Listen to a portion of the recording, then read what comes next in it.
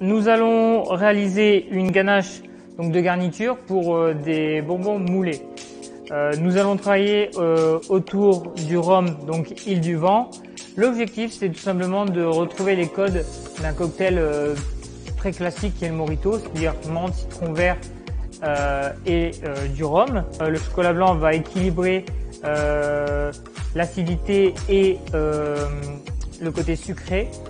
Donc c'est ce que je recherche aussi. Le chocolat blanc aussi est un produit qui est relativement neutre puisque vous avez pas, ça reste de la matière grasse et du sucre, donc ça va pas me dénaturer le reste des produits. On va démarrer par une infusion. Donc cette infusion crème, sucre inverti. Alors pourquoi on met sucre inverti pour l'infusion? Tout simplement, ça va éviter l'oxydation de la menthe et du citron vert. On va ensuite récupérer notre menthe. Donc la menthe fraîche, prenez des feuilles assez jeunes pour éviter que ça soit amer. On va venir émincer finement cette menthe.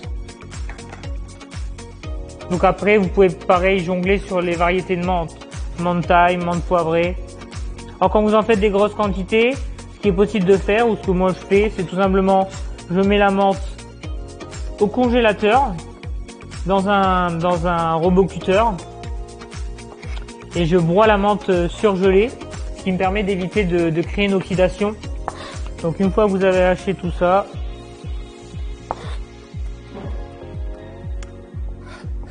on va venir mélanger avec nos zestes de citron vert. On va porter à 80 degrés notre crème et notre sucre inverti. Pourquoi 80 degrés? Je ne porte jamais ébullition, tout simplement pour éviter la déperdition d'eau dans la recette. Alors ça va assez vite parce que c'est une petite quantité. Vous ajoutez menthe et zeste de citron vert frais. Et on va ensuite infuser pendant 10 minutes. Cette infusion se fait fermer, c'est-à-dire qu'on va venir filmer le dessus de la casserole pour faire en sorte de conserver un maximum d'arômes. Pendant ce temps-là, tant que ça infuse, nous on va récupérer une seconde casserole. On va venir y placer le beurre, le sorbitol et le dextrose. Alors attention, le travail des ganaches, surtout sur des ganaches d'intérieur de bonbons, l'approche est complètement différente d'une ganache fraîche qu'on va mettre dans un entremets ou un petit gâteau. Là, l'objectif c'est d'avoir quand même une conservation assez longue. Moi en général, je travaille sur des conservations de 4 semaines. L'alcool va me permettre aussi d'aider à cette conservation.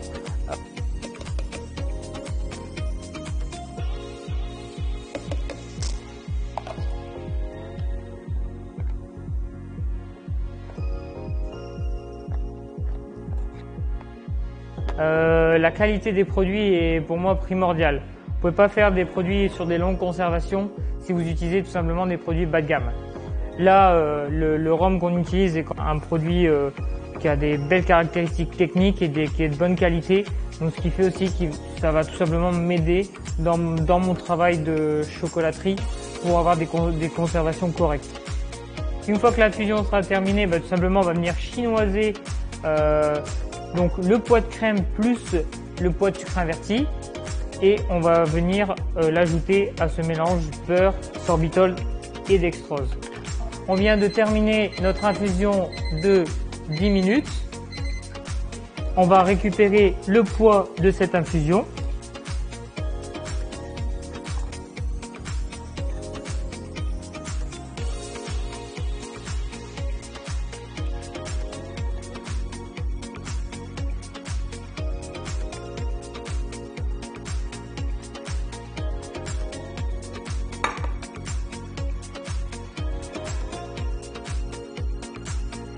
Donc il est en général nécessaire de venir rajouter un petit poids de crème parce que vous avez bien sûr votre menthe et votre citron vert qui vont naturellement absorber l'humidité.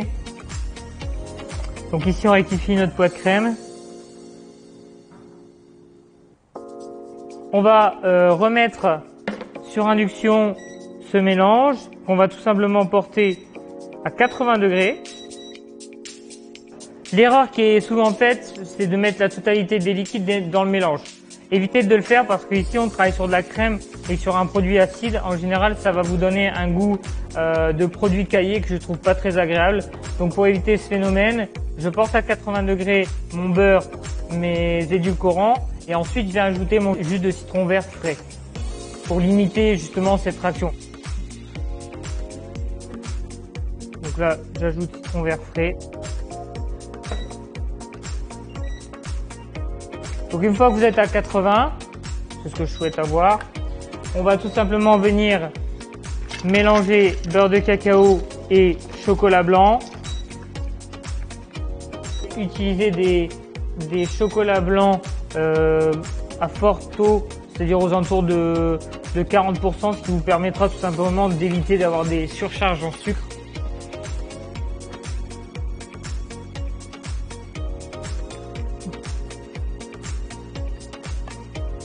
On va laisser travailler, ça ne pas besoin de nous.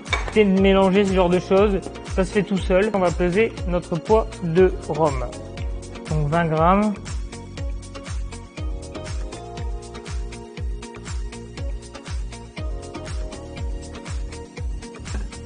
On va préparer une poche pour réaliser la pré-cristallisation de la ganache.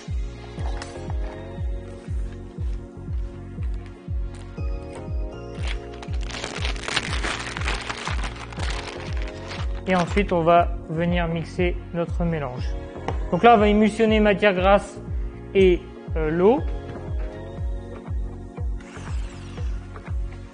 Donc là, je vais tapoter ma cloche pour être sûr qu'il n'y ait pas d'air.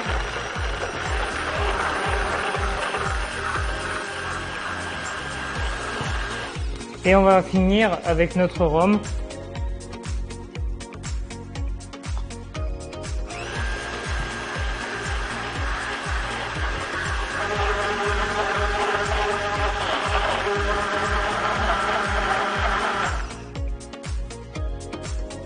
Voilà, donc vous avez une belle texture de ganache, encore une belle brillance. On va venir couler en moule. Une fois que la ganache sera pré-cristallisée, entre 29 et 28 degrés. Comme on va couler cette ganache dans des coques de bonbons en chocolat, si bien sûr votre appareil est trop chaud, la ganache est trop chaude, vous allez déstabiliser ces coques. Donc ici je vais placer en poche.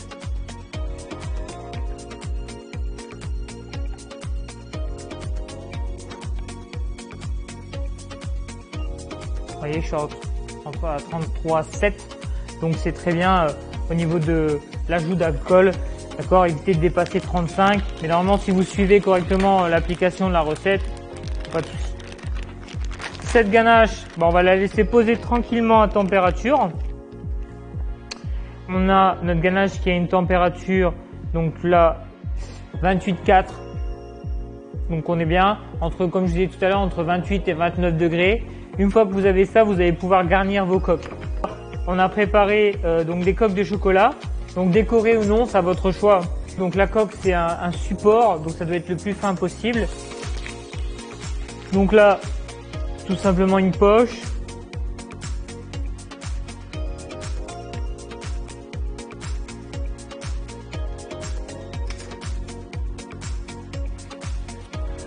On vient garnir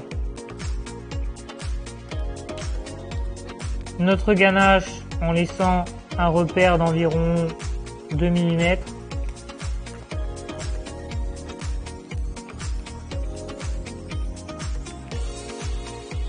Donc une fois qu'on a fait cette étape de garniture, assez simplement, on va laisser cristalliser cette garniture au minimum 24 heures à 17 degrés.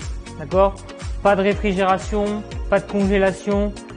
Les ganaches, c'est des éléments qui demandent du temps. C'est-à-dire qu'on les fait cristalliser à 17-18 degrés maximum pour tout simplement faire réagir le beurre de cacao. Que le beurre de cacao cristallise et vous allez avoir du coup cette garniture qui va avoir une texture crémeuse. Une fois que ce temps de cristallisation a été réalisé, tout simplement on va réaliser ce qu'on appelle l'obturation. C'est-à-dire qu'on va redéposer une fine pellicule de chocolat sur le dessus du moule pour venir tout simplement calfeutrer, fermer hermétiquement cette ganache pour éviter qu'elle ait un contact avec l'air et l'oxygène et du coup éviter une oxydation, ce qui va vous permettre d'avoir une conservation relativement longue. Donc on a procédé à l'obturation des bonbons, donc on a cloisonné avec du chocolat cristallisé le cul des bonbons, ce qui nous permet de tout simplement avoir une ganache qui est étanche à l'air. Tout simplement on va démouler ce produit, donc on place une petite feuille ou directement un carton, on va retourner nos moules, tapoter. Alors normalement vos moules, vous voyez la différence, en fait vous avez ce qu'on appelle la rétractation, c'est-à-dire que le produit s'est naturellement décollé du moule. Par sécurité on tapote sur nos bonbons et on va pouvoir tout simplement venir démouler nos produits. Donc là nous on a bien sûr fait un travail de beurre de cacao sur nos bonbons. Ce temps de cristallisation plus les bonnes températures font que ça nous permet d'avoir un résultat relativement intéressant et correct. Donc je vous présente le bonbon Morito Île du Vent, association menthe citron vert et le rhum Île du Vent 40%.